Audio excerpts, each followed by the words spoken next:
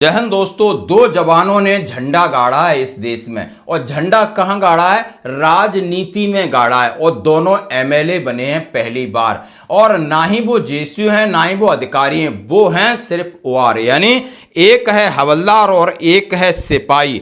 और देख सकते हैं कितनी खुशी की बात है, आज एमएलए बना है, यानी हमारा एक प्रतिनिधि, हमारे बीच में से एक सोल्जर जन प्रतिनिधि बना है, और वो भी एमएलए। मैं उन अपने सैनिक जीवन चैनल की तरफ से हार्दिक शुभकामनाएं देता हूं, अपने व्यूअर्स की तरफ से हार्दिक शुभकामनाएं देता हूं। आखिर ये कौन है? First time in the history of Kerala an ex-serviceman Senapati Venu from Udumbanchola constituency of Idukki district, born as MLA, he was an Havaldar in 17 Madras Regiment, served in Pathankot and Kargil. He won the UDF MLA with good majority. Congrats forward as received.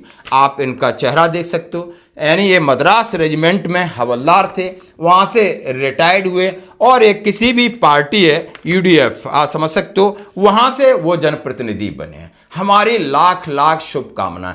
क्यों मैं कहता हूं, बहुत लोगों में महत्वाकांक्षाएं कि कहीं ना कहीं हम सरपंच बने, कहीं ना कहीं हम पार्षद बने, कहीं ना कहीं हम संगठित होकर समाज में एक अच्छी चीजें शुरू करें, यानी समाज को एक सही दिशा दें, यानी समाज की दशा सुधारें, ये युवाओं को हम प्रेरणा दें, क्योंकि हम एक डिसिप्लिन फोर्स से आते हैं। ये तो किसी तरीके से आप यहां तक पहुंचे हो तो आपने बहुत संघर्ष किया होगा।